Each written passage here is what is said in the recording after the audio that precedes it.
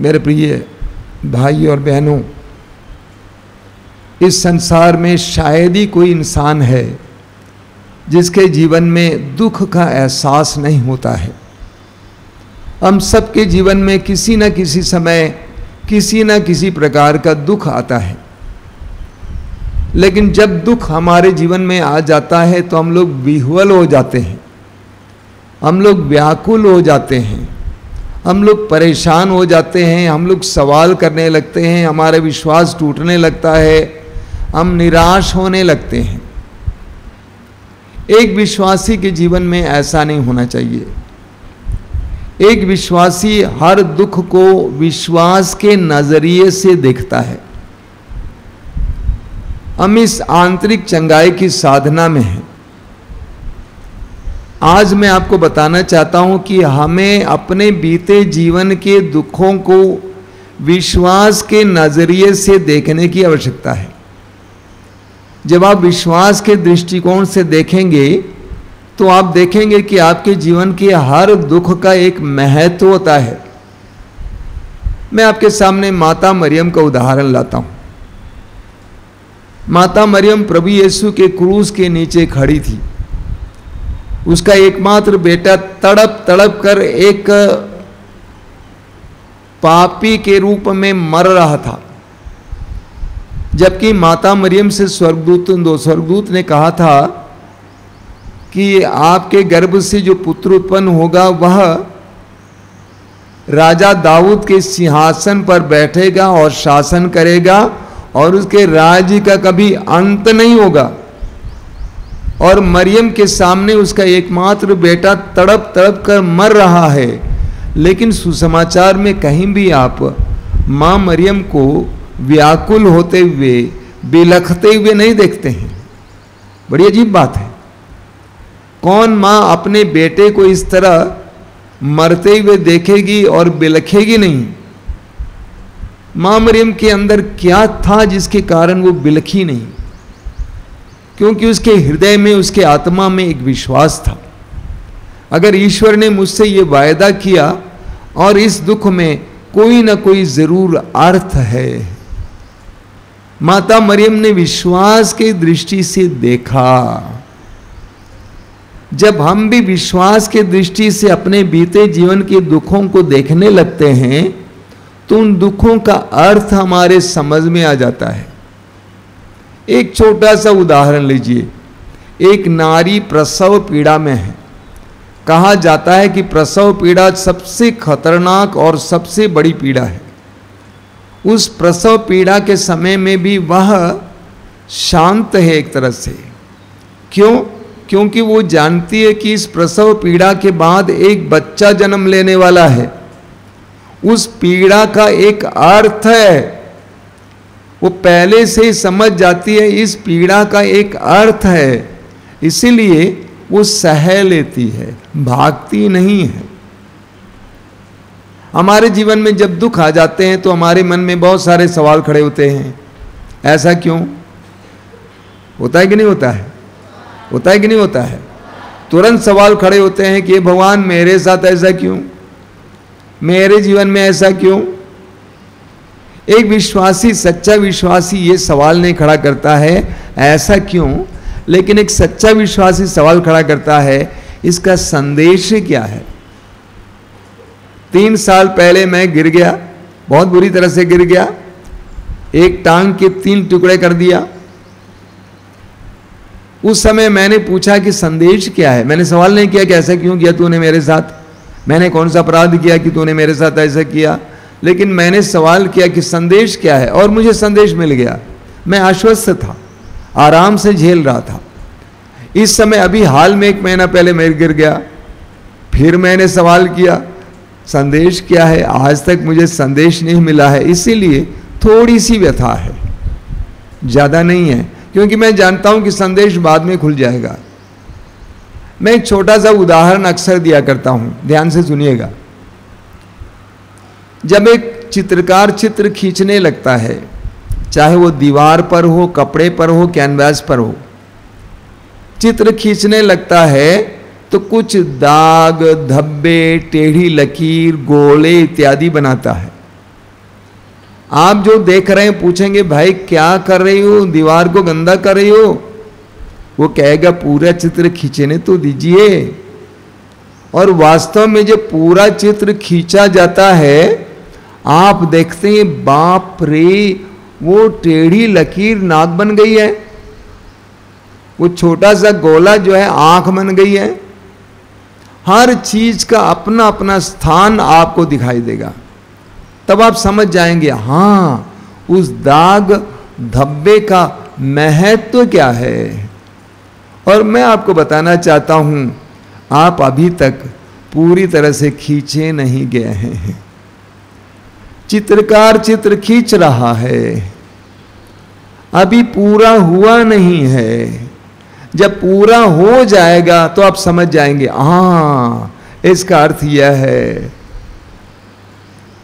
कई साल पहले यहां पर हम लोग अंग्रेजी में भी इनर हीलिंग रिट्रीट यानी आंतरिक चंगाई की साधना चलाते थे।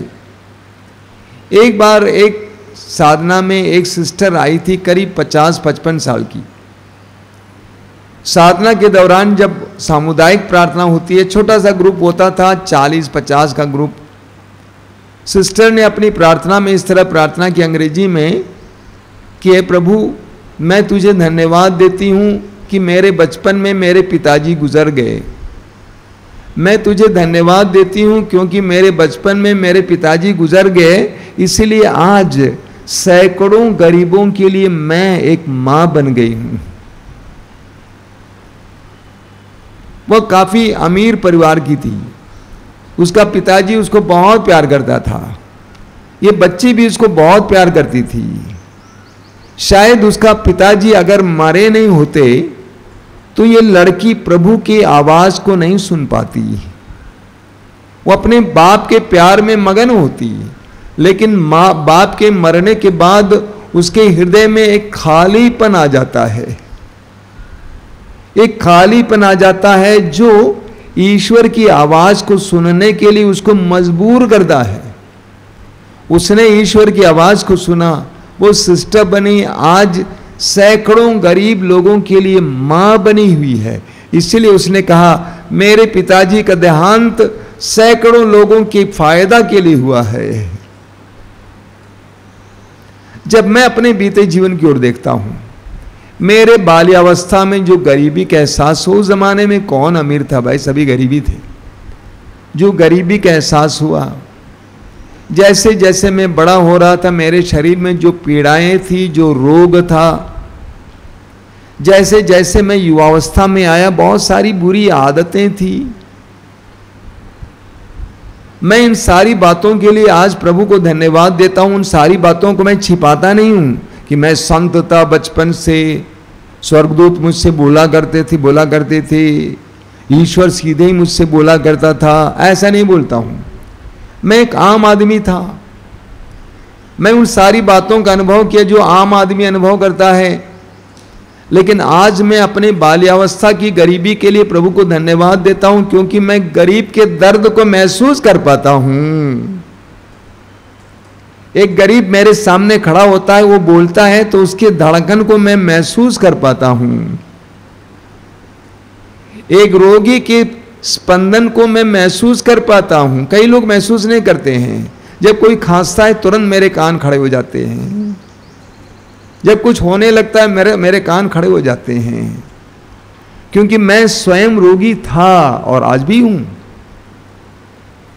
अगर मैंने अपने जीवन में इंसान की दुर्बलताओं का अनुभव नहीं किया होता तो बहुत सारे दुर्बल लोग यहां पे नहीं आते।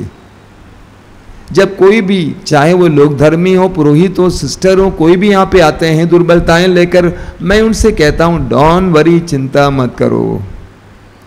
मैं ऐसे कैसे कह पाया क्योंकि मैं स्वयं दुर्बलताओं से घिरा हुआ था।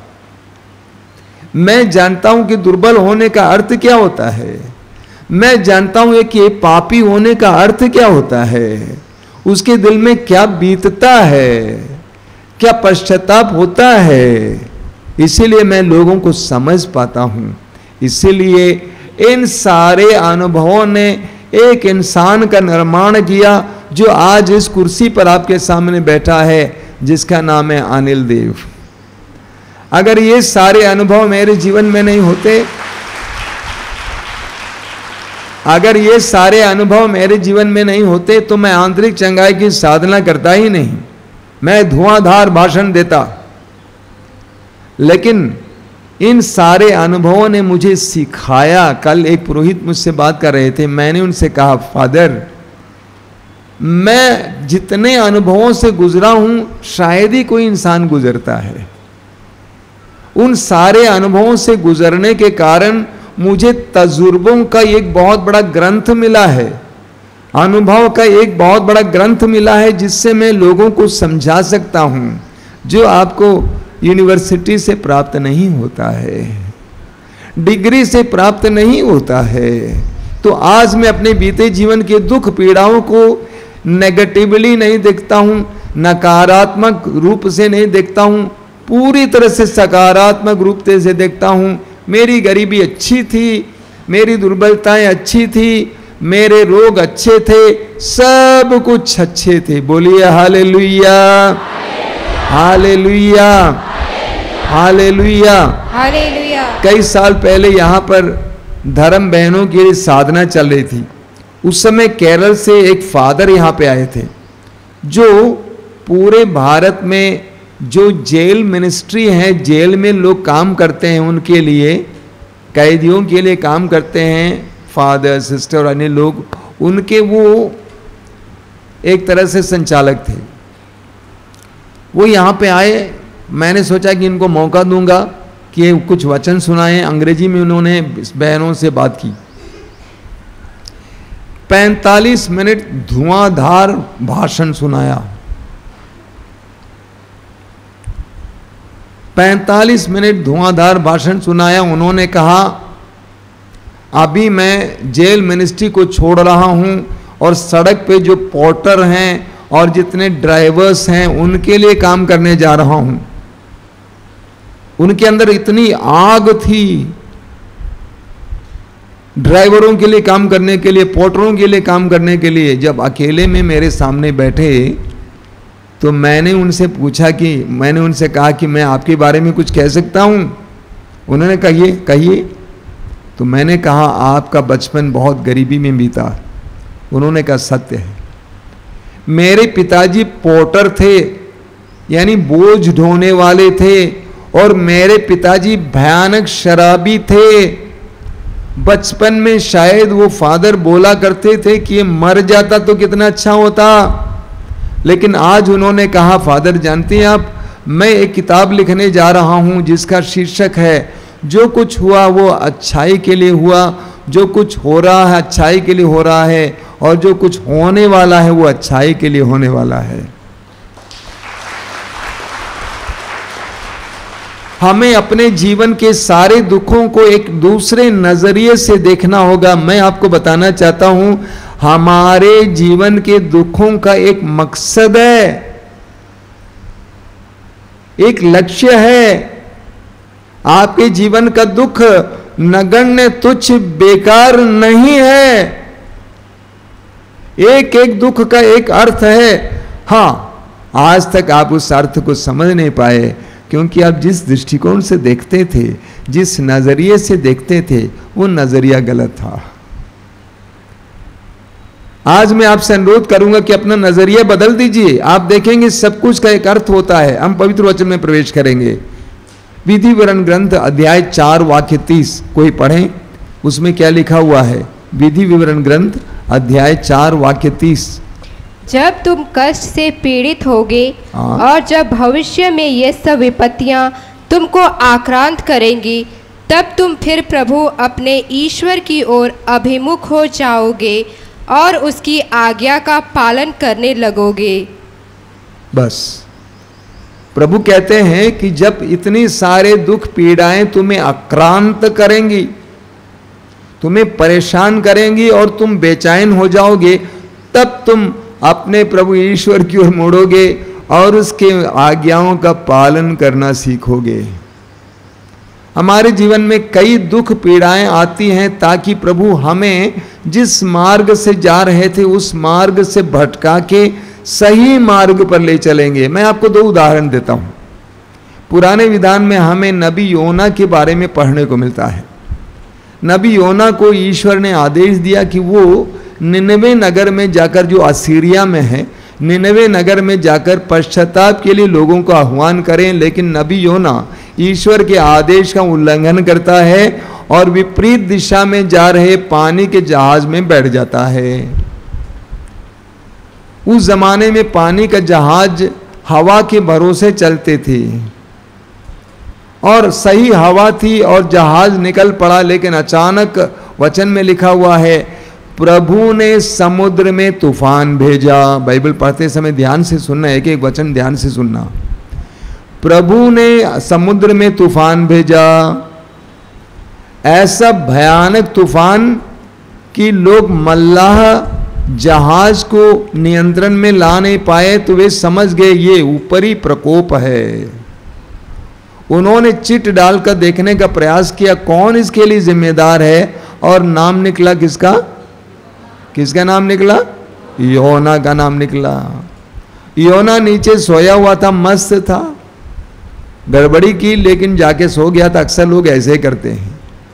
जोना सो गया तो उसको जगाया गया, बोल तेरा क्या नाम है? जोना। आ जाओ, आ जाओ, आ जाओ, आ जाओ।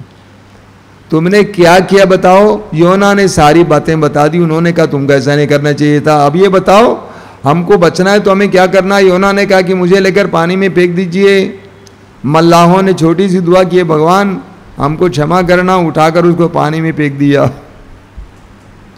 प्रभु का चुना हुआ नबी पानी में फेंका गया, और वो भी अविश्वासियों के द्वारा। जरा सोचिएगा, जब प्रभु के चुने हुए लोग इस तरह व्यवहार करते हैं तो क्या होता है, इसके बारे में सोचिएगा।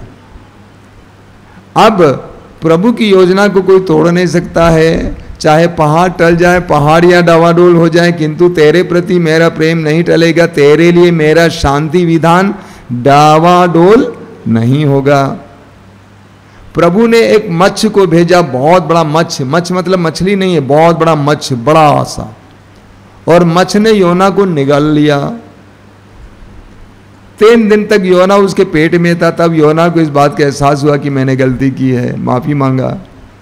मच्छ ने ले जाकर उसको निनवे के तट पर उगल दिया, और इस प्रकार योना जो निनवे जाना नहीं चाहता था, निनवे के तट पर पहुंच गया। तब प्रभु की आवाज सुनाई दी, योना अपना काम करना शुरू करो। योना काम करना शुरू करता है। तो योना के जीवन में इतना बड़ा संकट क्यों आया था? ताकि वो प्रभु की बात माने और प्रभु का कार्य करें। एक दूसरा उदाहरण लीजिए नए विधान से। लूकास का सुसमाचार अध्याय 15 में उड़ाऊ पुत्र के बारे में आपने सुना है। उड़ाऊ पुत्र अपने स्वेच्छा से पिताजी से अपनी संपत्ति का हिस्सा लेता है और परदेश चला जाता है। उसने सोचा कि परदेश जाकर मैं आराम की जिंदगी जीऊंगा, मैं राजा बनकर जीऊंगा, मेरे पास बहुत पैसा होगा। रास्ते में सारा पैसा बर्बाद हो जाता है, परदेश पहुंच जाता है। वचन में लिखा है, आप पढ़िएगा, उस देश में अकाल पड़ गया। प्रभु ईश्वर ने उस देश में अकाल भेजा। उसके लिए खाने के लिए रास्ता नहीं था, उपाय नहीं था। उसने एक इंसान के यहाँ सुअर चराने का काम किया, तब भी पेट नहीं भर रहा था। तब उससे अपने पिता की उदारता याद आई। तब उसने कहा कि मैं उठूंगा, पिता के घर की ओर जाऊंगा, और वो चल पड़ता है, पिता के पास पहुंच जाता है। उस देश में अकाल क्यों आया? उड़ाऊ पुत्र सोच सकता था, भगवान तूने मेरे साथ ऐसा क्यों किया? क्यों अकाल आया? ताकि उड़ाऊ पुत्र अपनी स्थिति का एहसास करें और अपने पिता के प्रेम का भी एहसास करें, याद करें, और अपने पिता के भवन की ओर वापस लौटें और एक अच्छा जीवन जिएं। कभी कभी हमारे जीवन में प्रभु ऐसे दुख आने देते हैं ताकि हम मुड़ कर देखें और अपने प्रभु की ओर वापस जाएं, प्रभु की आज्ञाओं का पालन करना सीखें और प्रभु के मार्ग पर चलना सीखें। बोलिए hallelujah, hallelujah, hallelujah, hallelujah, hallelujah. दूसरा पाठ उठाइए, इब्रानियों का पत्र अध्याय 12 वाक्य 5 से 10। मैं बहुत कम वचन आपको दे रहा हूं। इब्रानी अध्याय 12 वाक्य 5 से 10 कोई पढ़ें ध्यान से। संत पौलुस हमें बताते हैं कि कि हमारे जीवन के दुखों का अर्थ क्या है, या इसके द्वारा क्या प्रभु हमारे साथ करना चाहते हैं। इब्रानी अध्याय 12 वाक्य 5 से 10 तक। क्या आप लोग धर्म ग्रंथ का यह उपदेश भूल गए हैं जिसमें आपको पुत्र कहकर संबोधित किया गया है। मेरे पुत्र, प्रभु के अनुशासन की उपेक्षा मत करो और उसकी फटकार से हिम्मत मत हारो, क्योंकि प्रभु जिसे प्यार करता है उसे दंड देता है और जिसे पुत्र मानता है उसे कोड़े लगाता है। आप जो कष्ट सहते हैं उसे पिता का दंड समझें, क्योंकि वह इसका प्रमाण है कि ईश्वर आपको पुत्र समझकर आपके साथ व्यवहार करता है। और कौन पुत्र ऐसा है जिसे पिता दंड नहीं देता? यदि आपको दूसरे पुत्रों की तरह दंड नहीं दिया जाता तो आप औरस पुत्र नहीं बल्कि जरज संतान हैं। हमारे पार्थिव पिता हमें दंड देते थे और हम उनका सम्मान करते थे, तो हमें कहीं अधिक तत्परता से अपने आत्मिक पिता की अधीनता स्वीकार करनी चाहिए। हाँ, संत पौलुस कहते हैं कि आप में से कौन ऐसा पुत्र है जिसको आपका पिता दंड नहीं देता है। हमारे बचपन से लेकर आज तक के क्षणों को याद कीजिए। जब हम गलती करते थे, गलत रास्ते पे चलते थे, तो हमारे पिता हमारी भलाई के लिए, ठीक है, हमें तोड़ने के लिए नहीं, हमारी भलाई के लिए हमें छोटे मोटे दंड देते थे ताकि हम सुधर जाएं, ताकि हम लाइन पे आ जाएं, ताकि हम अनुशासित हो जाएं। तो हमारे पिताजी ने हमें छोटे छोटे दंड दिए, हमारे विनाश के लिए नहीं बल्कि हमारे आगे बढ़ने के लिए। उसी तरह स्वर्गिक पिता भी हमें कभी कभी छोटे छोटे दंड देते हैं, और इन दंडों के द्वारा वो हमें बर्बाद करना नहीं चाहते बल्कि हमें बनाना चाहते हैं। इसीलिए आप घबराइए मत, इस दंड को छोटे से अनुशासन के लिए दंड समझकर ग्रहण करें। प्रकाशना ग्रंथ अध्याय 3 वाक्य 19, प्रकाशना ग्रंथ अध्याय 3 वाक्य 19 में प्रभु कहते हैं, मैं जिसे प्यार करता हूं उसे डांटता और दंड भी देता हूं। मैं जिसे प्यार करता हूं उसे डांटता और दंड भी देता हूं। सब लोग ध्यान से सुन रहे हैं कि नहीं सुन रहे हैं? ध्यान से सुन रहे हैं। प्रभु कहते हैं कि मैं जिसको प्यार करता हूं उसको डांटता और दंड भी देता हूं। इसलिए उत्साही बनो और पश्चाताप करो। जब तुम्हें दंड मिलता है, दुख मिलता है, उत्साही बनना, निरुत्साही नहीं बनना, निराश नहीं होना, बल्कि पश्चाताप करना, ये पता लगाना कि मेरे अंदर क्या कमी है, क्या गलती है, जिसको सुधारने के लिए प्रभु ने मेरे साथ ऐसा किया है। तो हमारे जीवन में कई दुख आते हैं जिसके द्वारा प्रभु हमें अनुशासित करना चाहते हैं, हमें सन्मार्ग पर ले आना चाहते हैं। मैं कितना उदाहरण आपके सामने रखूं। हमारे यहाँ एक भाई जी आते थे, वो भाई जी वचन सुनाते थे, अभी नहीं रहे। वो अक्सर बोला करते थे, प्रभु मैं तुझे धन्यवाद देता हूँ क्योंकि मैं रोगी था और रोग ने मुझे यहाँ पहुँचाया, रोग ने मुझे यहाँ पहुँचाया। बस एक सप्ताह पहले एक स्थानीय व्यक्ति से मैं मिला, बहुत पढ़े लिखे अच्छे आदमी, बहुत अच्छा बिजनेस कर रहे हैं। उन्होंने कहा कि मैं मरने को था, ऐसी अवस्था में प्रभु मुझे पकड़कर यहाँ ले आए। तो हमारे जीवन में कभी कभी दुख आते हैं, पीड़ाएं आती हैं, उसका एक अर्थ है। उसके द्वारा प्रभु हमें अनुशासित करना चाहते हैं, दंडित नहीं करना चाहते हैं, अनुशासित करना चाहते हैं। हम लोग अनुशासित हो जाएं। पिछली बार मैं गिरा, मुझे संदेश मिला, स्पष्ट संदेश। उससे पहले मैं एक आज़ाद पक्षी की तरह यहाँ वहाँ उड़ता रहता था पूरे इंडिया में, इधर से उधर, इधर से उधर। मैं सोचता हूँ मेरी तरह कोई भी हवाई जहाज में नहीं सफ़र करता था, इतना उड़ता था। एक दिन इधर, दूसरे दिन उधर, एक दिन गुजरात में, एक दिन चेन्नई में, चेन्नई से बेंगलोर, बेंगलोर से गुजरात, गुजरात से गुजरात, उड़ीसा, रांची, दिल्ली। प्रभु ने कहा बस बस बस, बंद कर। अब तुम आराम से आश्रम में रह, मैं तुमको काम दूंगा। आश्रम में रहकर आश्रम में आने वाले लोगों के विश्वास की वृद्धि के लिए कार्य कर। मैंने स्वीकार किया, कोई शिकवा नहीं, 3 साल से यही करता आया हूं। और आप जानते हैं ऑनलाइन में आपको कार्यक्रम भी दिया करता था, कोई समस्या नहीं। तो कभी कभी प्रभु हमें अनुशासित करने के लिए, हमारे मार्ग को सही बनाने के लिए हमें दंड देते हैं। उस नजरिए से हमें देखने की जरूरत है। इस्यास नबी अध्याय 48 वाक्य 10, इस्यास अध्याय 48 वाक्य 10 कोई पढ़ें। इस्यास 48:10 बहुत सुंदर वचन है। देखो मैंने तुमको शुद्ध किया, किंतु चांदी की तरह आग में नहीं, बल्कि मैंने विपत्ति की भट्ठी में तुम्हारा परिष्कार किया। एक बार और पढ़िए। देखो मैंने तुमको शुद्ध किया, किंतु चांदी की तरह आग में नहीं, बल्कि मैंने विपत्ति की भट्ठी में तुम्हारा परिष्कार किया। उसको दोहराइए थोड़ा थोड़ा करके। देखो देखो मैंने तुमको शुद्ध किया, मैंने तुमको शुद्ध किया, किंतु चांदी की तरह, किंतु चांदी की तरह आग में नहीं, आग में नहीं, बल्कि मैंने विपत्ति की भट्ठी में तुम्हारा परिष्कार किया। प्रभु कहते हैं मैंने विपत्ति की भट्टी में तुम्हारा परिष्कार किया। ये परिष्कार मतलब क्या होता है? परिष्कार मतलब क्या होता है? अच्छा, आप में से कोई सोना पहना है क्या? यहाँ पे सोना पहना है, पहनी है, नहीं पहने हैं? अगर पहने भी है तो छिपा लेना, कोई चोरी ना कर लें, क्योंकि बहुत महंगा है। तो सोना बहुत महंगा होता है। लोग यहाँ पहनते हैं, यहाँ पहनते हैं, यहाँ पहनते हैं, यहाँ पहनते हैं, कहाँ कहाँ नहीं पहनते हैं, पैसे के अनुसार। लेकिन आप जानते हैं सोना का क्या रूप था पहले?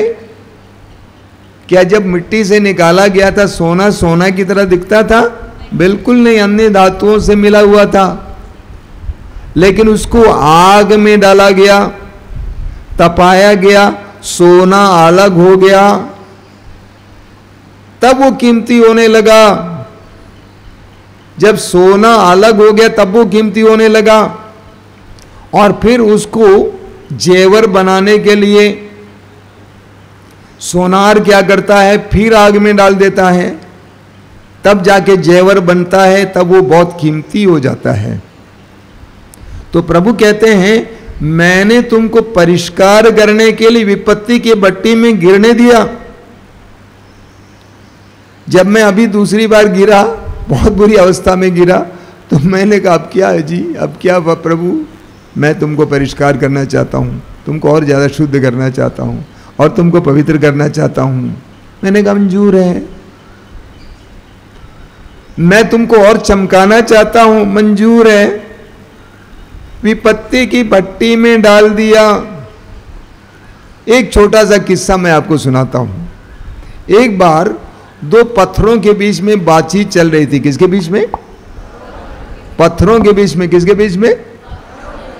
एक पत्थर जो मंदिर के बाहर पड़ा था, जो सीढ़ी पर पड़ा था, और दूसरा पत्थर मंदिर के अंदर था, मूर्ति था। सीढ़ी पे पड़ा पत्थर बोल रहा था वो अंदर के पत्थर से, देख बे देख, लोग मेरे ऊपर चप्पल डालते हैं, तेरे ऊपर माला डालते हैं। मेरे ऊपर चप्पल डालते हैं, तेरे ऊपर माला डालते हैं। अंदर का पत्थर काफी देर तक चुप रहा, लेकिन बाद में उसका मुंह खुल गया।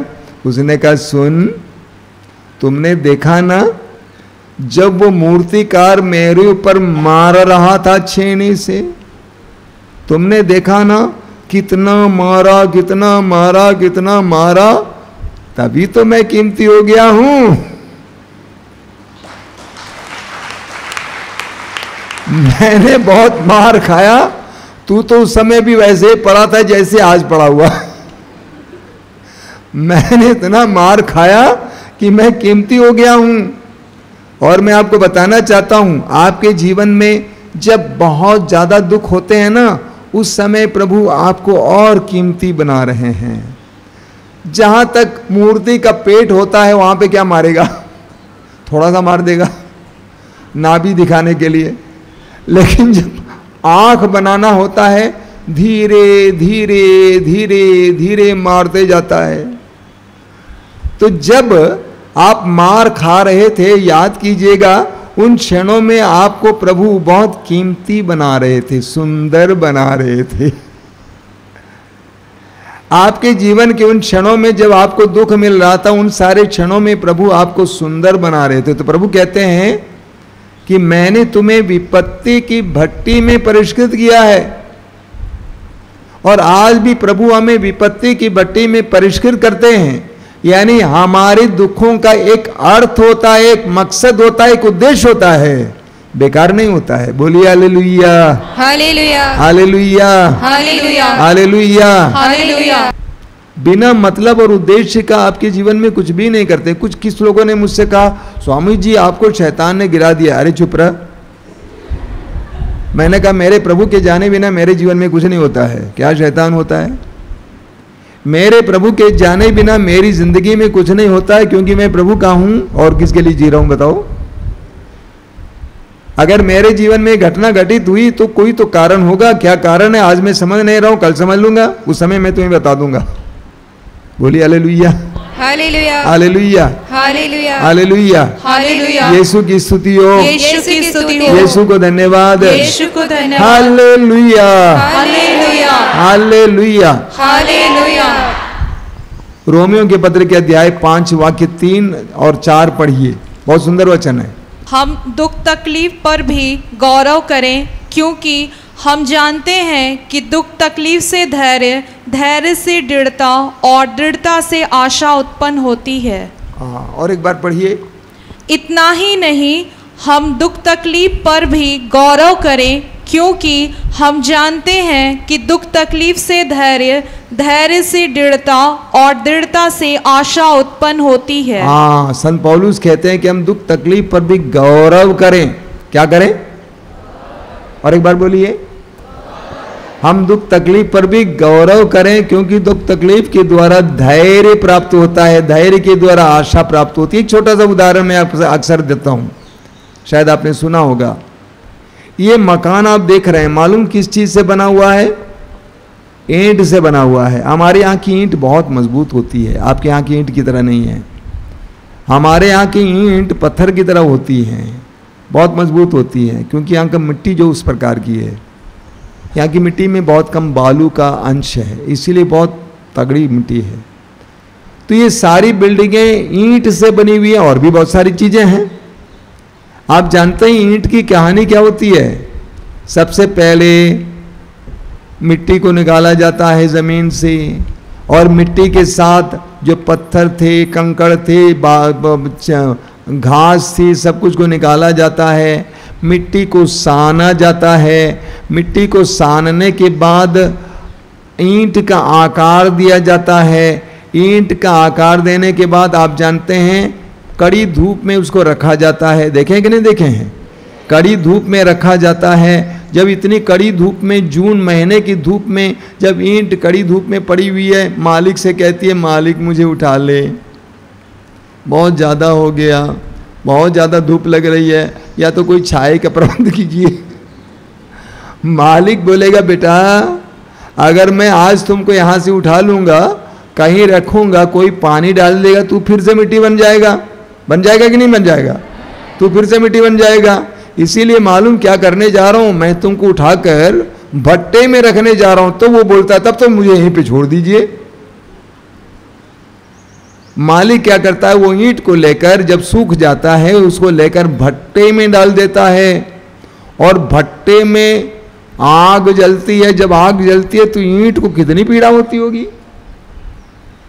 वो वहां पे चीखने चिल्लाने लगता है। नहीं देखे धुआं देने देखे हैं, भट्टे से धुआं आ रही है, वो चीखना चिल्लाना होता है। वो चीखने चिल्लाना होता मालिक मालिक मालिक। मालिक सुनता ही नहीं है। लेकिन बाद में जब ईंट पक जाती है, चमत्कार हो जाता है। वो जो मिट्टी थी अब ईंट बन गई, उसको एक नया रंग मिल जाता है।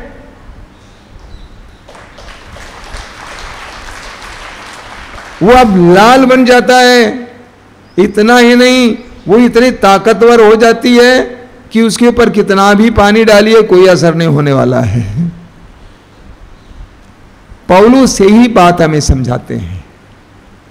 पौलुस बताते हैं कि हम दुख तकलीफ पर भी गौरव करें, क्योंकि दुख तकलीफों से गुजरने से आपके अंदर धैर्य उत्पन्न होता है।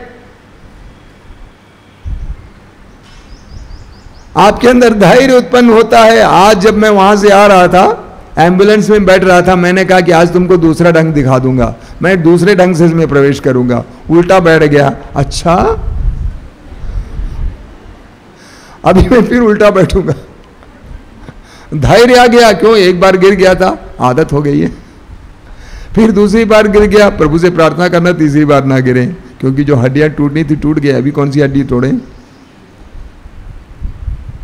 तो दुख तकलीफ के द्वारा हमें धैर्य मिलता है। जानते हैं, जो दुख तकलीफ से भागता है उसके अंदर धैर्य नहीं होता है, वो भागता ही रह जाएगा जिंदगी भर। यीशु ने हमें क्रूस से भागना नहीं सिखाया है, यीशु ने हमें क्रूस उठाना सिखाया है। जो दुख से भागने की कोशिश करता है, दुख से भागेगा नहीं हो सकता है। अगर ईंट को भट्टे से थोड़ा दूर रखा जाएगा तो क्या ईंट बनेगी? नहीं बनेगी। उसको जाना ही जाना है, दुख से गुजरना ही गुजरना है, कुछ से दो ही दूसरा अर्थ नहीं है। देखिए, आपके बगल में एक संत की तस्वीर रखी गई है। कौन सी संत है ये? संत अल्फोंसा। आप जानते हैं संत अल्फोंसा कैसे संत बन गई? दुखों के द्वारा संत बन गई। अपनी युवावस्था में प्रभु से वो बोला करती थी कि प्रभु मुझे दुख दीजिए, और प्रभु ने उसे इतना दुख दिया कि वो झेल नहीं पा रही थी। जब संत अल्फोंसा की मौत हुई तो उस समय उनकी लाश को ढोने के लिए लोगों की कमी थी। जब उनकी मौत हुई, गिरजाघर में घंटी बजी तो लोगों ने कहा कि वही जो सिस्टर बीमार पड़ती थी ना, वो मर गई। बहुत कम लोग गए थे दफन में। पुरुषों की संख्या इतनी कम थी कि उनकी लाश को ढोने के लिए कि उनको उनकी धर्म बहनों को ढोना पड़ा। अनजान में मरी वो सिस्टर आज संत बन गई। उनको संत बनाने वाली चीज क्या थी मालूम आपको? दुख। दुख में इतनी बड़ी क्षमता है, इतनी बड़ी ताकत है कि वो आपको संत बना सकता है। मैं अंग्रेजी में बोला करता हूं, suffering has great potentials in it. दुख में इतनी ताकत है कि वो आपको संत बना डाल सकता है। लेकिन दुर्भाग्य कि हम दुख से भागना चाहते हैं, हम दुख से कतराते हैं, हम दुख से भागने की और बचने की कोशिश करते हैं, दुख को किसी तरह से दूर रखने की कोशिश करते हैं, और हम उस दुख के सामर्थ्य का एहसास नहीं कर पाते हैं। एक महान संत है, उनका नाम है संत मॉन्टफोर्ट। आपने सुना होगा, गब्रियल ब्रदर्स, मॉन्टफोर्ट ब्रदर्स उनके संस्थापक हैं। उन्होंने अंग्रेजी में कहा है, if Christians knew the value of sufferings they would walk miles to obtain it. यानी यदि मसीहियों को दुख का अर्थ पता होता तो वे कई मील उसे प्राप्त करने के लिए पैदल चलते। हमने दुख का महत्व नहीं जाना है, इसलिए हम दुख से कतराते हैं। संत अल्फोंसा दुख के द्वारा संत बनी। जब मैं संत अल्फोंसा के कब्र के पास पहली बार गया, एक तस्वीर ने मेरे ध्यान को आकर्षित किया। उनके पहले पुण्यतिथि पर हजारों की संख्या में कब्र के पास आए थे, जबकि उनकी किताब मैंने पढ़ी तो उसमें लिखा हुआ था जब उनका दफन हुआ बहुत कम लोग आए थे। यानी साल भर के अंदर इतने सारे लोगों ने उनके अनुग्रहों का एहसास किया कि हजारों की संख्या में लोग उनके कब्र के पास पहुंच गए। दुख में बड़ी शक्ति होती है मेरे भाई और बहनों। I want to tell you right now, suffering has great potentials, don't run away from it. दुख में इतनी ताकत होती है, उससे भागने की कोशिश मत कीजिए, दुख से गुजरिए, दुख अपनाइए। आप देखेंगे कि आपके जीवन में कितने बड़े चमत्कार होंगे प्रभु के। आज से दुख से प्यार करना सीखिए। बोलिए hallelujah, hallelujah, hallelujah, hallelujah, hallelujah, hallelujah. तो आपके जीवन में जितने दुख हुए हैं, उन सारे दुखों का एक मकसद है मेरे भाई और बहनों। आपके जीवन में जो दुख आएंगे उसका एक मकसद होता है। दुख को समझने की कोशिश कीजिए। प्रभु यीशु के दुख भोग, क्रूस मरण के द्वारा हमारे सामने दुख का रहस्य प्रकट हुआ है। देखो, दुख, कई वर्ष पहले मैंने एक सुंदर अंग्रेजी किताब पढ़ी, फादर फियो मस्करानस की किताब है, टाइटल है गॉड्स ग्रेट आइडियाज, यानी परमेश्वर के महान विचार। उसमें उन्होंने कहा one of the great ideas of God is the way of the cross, यानी परमेश्वर के महान उन विचारों में एक विचार है क्रूस का रास्ता। संसार की मुक्ति के लिए ईश्वर ने एक मार्ग चुना, तो क्रूस का मार्ग चुना।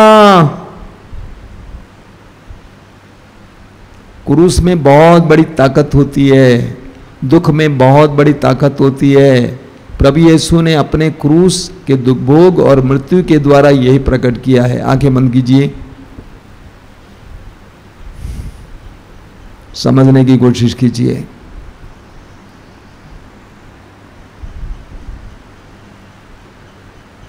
हमने दुखों को गलत समझा है, हमने दुखों का गलत अंदाजा लगाया है।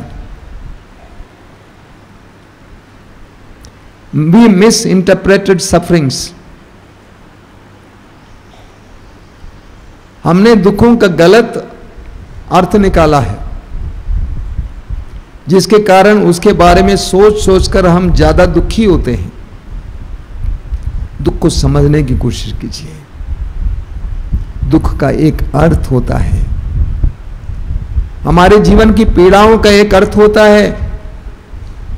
आज हमें जिन पीड़ाओं से गुजरना पड़ता है उसका एक उद्देश्य होता है।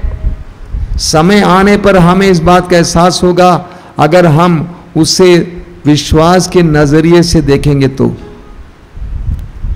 अपने जीवन के सारे दुखों को आज के दिन विश्वास के नजरिए से देखने के लिए प्रयास कीजिए। आज जब आपको खाली समय मिलेगा, चुपचाप बैठेंगे, तो अपने बीते जीवन के दुखों को नए सिरे से देखने का प्रयास करेंगे। उसको दुर्भाग्यपूर्ण नहीं समझेंगे। जब तक आप अपने जीवन के दुखों को दुर्भाग्यपूर्ण समझेंगे, तब तक आपके लिए वे दुख और दुख की याद पीड़ा का कारण बनेगा। लेकिन जब आप समझेंगे कि मेरे जीवन में जो दुख आए थे वे दुर्भाग्यपूर्ण नहीं है, उसके द्वारा प्रभु मुझे अपनी ओर आकृष्ट कर रहे थे, उसके द्वारा प्रभु मुझे और शक्तिशाली बना रहे थे, उसके द्वारा प्रभु मुझे शुद्ध कर रहे थे, पवित्र कर रहे थे, उसके द्वारा प्रभु मेरे जीवन में अपने मार्ग को बता रहे थे, उसके द्वारा प्रभु मुझे अनुशासित कर रहे थे। जब आपके अंदर इस बात का एहसास होगा, आप अपने दुखों को सहर्ष ग्रहण करेंगे। बीते जीवन के सारे दुखों को विश्वास के दृष्टि से देखने के लिए समय प्रभु से प्रार्थना कीजिए। प्रभु से बोलिए कि मैं प्रभु बीते जीवन के सारे दुखों को इस विश्वास के दृष्टि से देखना चाहता हूं। मेरी दृष्टि को खोलिए। मैं हमेशा उसको दुर्भाग्यपूर्ण समझता था और उसकी याद हमेशा मुझे सताती थी। मेरे सारे दुखों के लिए मैं तुझे धन्यवाद देता हूं। एक एक दुख के लिए मैं तुझे धन्यवाद देता हूं। मेरा एक एक दुख मेरे लिए हुआ है, मेरे शुद्धिकरण के लिए हुआ है, मेरे अनुशासन के लिए हुआ है। सबको मैं ग्रहण करता हूं।